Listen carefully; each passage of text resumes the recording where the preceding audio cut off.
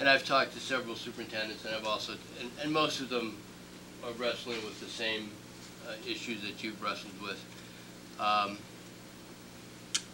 There, some of the questions that came up, though, why would you sign the MOU? Well, the base amount of money that North Reading would get is $12.9, and I think Cliff mentioned that if all 310 districts signed on, you get 15% of your Title I money. We use $86,000 in Title I. If fewer districts sign on, you might get a little more. I agree with, I think it was Mel who said, you're not going to double it. And even if you do double it, you don't have that much money. But that's one reason to sign on. Another one is that if you sign the MOU, you would have a priority access to whatever tools are developed in curricular tools or instructional tools. And you also get a chance to be a part of the process and influence reform rather than have reform just sort of given to you if you don't do it. In talking to the administrators in the district, they understand that 12.9 or 26 or whatever is not going to get them very much. But there is some interest among them of being part of the process and having some input into what may or may not happen out of this. With the caveat that you've all mentioned that we don't know what it's going to be, we don't know how involved it's going to be, we don't know how long it's going to take, and we don't know what it's going to cost. But I would be remiss if I did not tell you that among the leadership council there is interest in being part of the process. And certainly I would hope that folks at DESE would allow input from successful towns such as ours. So hopefully we can find another avenue for that input. And I would add the cynic in me, which is about up to here now, says that I want to see a process where 351 or so districts are involved in formulating the reform. That's going to work about as well as 15 chefs in the kitchen. So, this is going to be handed to us from the state. It's a power grab by the state and federal government. They're giving us a lot of pretty words, and I don't believe much of it. Yep, and I come back to merit pay, charter school, and decreasing local control. Right. That about sums it up. So we have a motion. All those in favor? Aye. Aye. Do we vote? Unanimous. All right. Wow. We do really good at Jerry didn't get to vote. Heated discussions. He might have been the one in favor. Well, you can always ask us to bring it back in the future. Yeah. Oh, yeah, it's over. You Wednesday. have to be on the Yeah. prevailing He was. side. He did call to tell me he would be late tonight. Okay. Oh, he is coming tonight? He's gonna try to. He's stuck at a business meeting in New Hampshire. Oh. Did anybody talk to him before? Race to the top, I did. You did? I did. I updated him fully on Did my he have side an of the opinion? story. No, so we've already He didn't seen like it All right. after I posted it. No, Jerry's over. It's not directly Race to the Top, but Ed Reform has been around the last week or two in massive dose. Yes. And Ed Reform has moved along now to having been a version passed by both the Senate and the House. And it's now sitting there in conference committee. And Senator Carr is one of the conferees, one of the, I think, 6 conferees. That gives us probably a better ear than we might otherwise normally have. And there's some other names on there that, on that conference committee, at least a couple of other names that I recognize as being part of the right group. The bill, although I have serious misgivings about all of the charter school aspects of it, the rest of the bill is being has been fixed up in the in some of the more recent amendments to actually be a useful document. Unfortunately, I think that the charter school element of it is not separable at this point. But I think that, just quickly, the problem with that bill is that when I see ed reform, I extend the name of the bill, which is the ed reform bill for communities that have schools that aren't cutting it. And again, it's another bill that ignores suburban districts that are doing well. It's what it is. And the reason that I bring it up at this point, although it's not directly race to the top, its reason for being at this time is associated with race to the top. Correct. That's why they're rushing it through. That's why they're rushing it through. And that's, that just makes me so suspicious of why we weren't giving more than 2 or 3 weeks to really consider this. And we've been spoon-fed the details. Yeah. And even, we've got a letter from Representative Fred. He even refers to the process on the ed reform where, he voted against it. He says one of the reasons is because they rushed it and didn't give anyone time to really consider the amendments. And if you look through the amendments, there's 170-something amendments, many of which were withdrawn, Yeah, I some thought- combined. It's about as easy as reading the health care bill at the federal level. It's about, not quite as long, but it's about as convoluted. Yeah. And what happens to the adequacy study, Deanna mentioned earlier, it's remanded to the education subcommittee. Now, I guess that's good, but why isn't it getting passed? Why can't we have a funding adequacy study done in the state that was supposed to be done? There are several amendments that have looked for the adequacy study to be done. And I don't know whether I'm confused or whether I'm misreading it, but it almost looked to me like there was something of an adequacy study in the House version. There was an amendment where there was some version of an adequacy study that still hung in there. Yeah, I don't remember if it hung in there, but I do remember that amendment. And so that people who are here might want to consider Contacting Tar?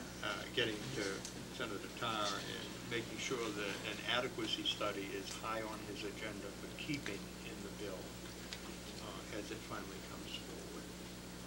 Yeah, and, There were a couple of other amendments that were put in by a person from Ms. Wolf from Cambridge. There's amendments 140 and 142 that added something I had argued should definitely be in the bill, is that the idea of getting lower down in the grades and even back toward improving home situation. Right. And her amendments were aimed right in there, in the right spot. right. And those were in fact adopted. Just one other note, that the real reason they're pushing this bill through is to raise the charter cap. Yeah. Because that scores you a lot of points Right. on your RTTP application. Right. Regardless of what raising the charter cap is going to do to education in the state, if we raise the cap, we can get more federal money, and that's what's important. Yeah. And that was designed into the federal program. Delivered. Right. Yeah. I don't support charters, and I'm just so grateful we don't have one in our neighborhood. Yeah. I am too. Yeah, I know. All right, moving along. The next item on our agenda is the school building. Should we move to John next? since he's Oh, next? I'm sorry, John.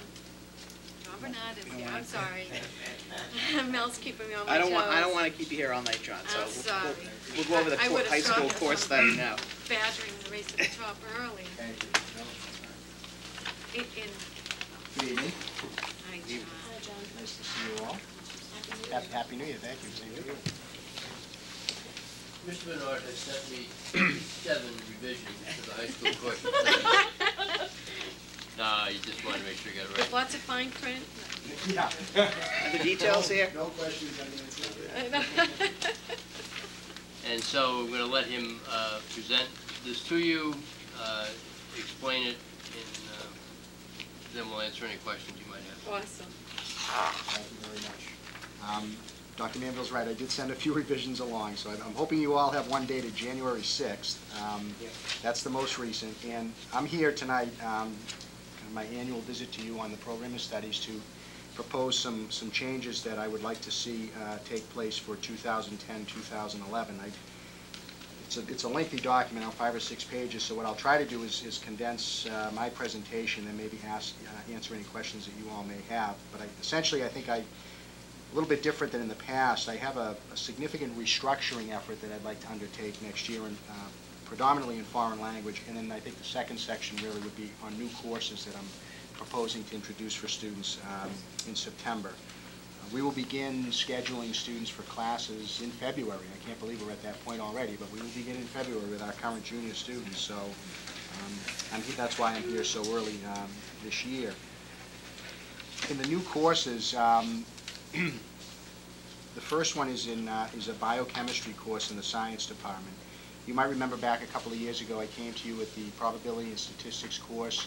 That was a course that we introduced at an honors level, and this initiative is similar in that currently we offer no science course to students who may go beyond the normal sequence of biology, chemistry, physics. In the 4th year, there's no course for them to choose that would have the rigor of an honors level course, other than an advanced placement course. So for those students that are caught between whether or not they may take an academic level science class or advanced placement, there's nothing in between. And the probability and statistics course served the same purpose in math. It was an honors level math course, and we now have, I believe, 87 students registered in 4 sections this year. That's only the 2nd year, so I think that speaks to its success, and I would expect that the biochemistry would serve the same, would serve a similar need.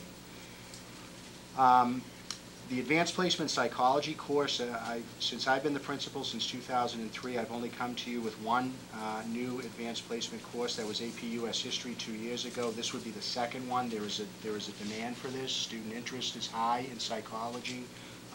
We've had students take the AP exam even when we do not offer the course. So my hope is that you will see fit to allow me to introduce advanced placement psychology for students next year. That would be an elective for senior students only. The next 3 courses are in business. Marina Galato, I thought, made a nice presentation tonight about her financial portfolio. It was a nice segue for me to come to you and say that I'm very excited about 3 new courses in the business department. They are international business, sports and entertainment marketing, and marketing and sales. A lot of our students, the courses that we offer now in personal financial management, small business management, are very popular. Accounting has gotten very popular for our students. So again, a lot of these courses, all of these new courses have student input into them. Teachers talk to kids, they find out where do their interests lie, and I think these 3 electives reflect that high student interest. So these would be courses that would be electives for sophomores, juniors, and senior students, all at the academic level. The next one would be in the Social Studies Department. It's a course, Introduction to Philosophy. I think it's an excellent proposal. Mr. Kane is a social studies teacher at the high school. He came to me earlier this school year, and talked with me about a course that he would like to offer in philosophy to kind of expand students' breadth of thinking, and I think it fits well with our goals of teaching students 21st century learning and higher order thinking skills, and I'm very intrigued by his proposal, and I hope you are as well. The next is not really a new course. It's a course that we have not had for a couple of years due to some budgetary issues. And is that for the whole proposal or just for the... No, the whole proposal is great, but this is... Specifically, because we're going to have to ask. Right. This is physical education as a junior-senior elective. I think we are able to do this with current staffing. Again, that's true of all of these courses, and maybe I'll come back to that point at the end. But I do believe it's time for us to make an effort to reintroduce physical education as an elective for junior and senior students beyond the 2-year requirement that we have now for freshmen and sophomore. Ideally, what I would like to be able to offer is a course that follows the same format as it does in the freshman and sophomore year. That is, half a year of classroom health education and half a year of physical education. But the truth of the matter is we just do not have enough certified staff in health to do that. So for now anyway, the proposal is a true physical education course as an elective for junior and senior students. The freshman, sophomore, health, phys ed component would stay the same as it is.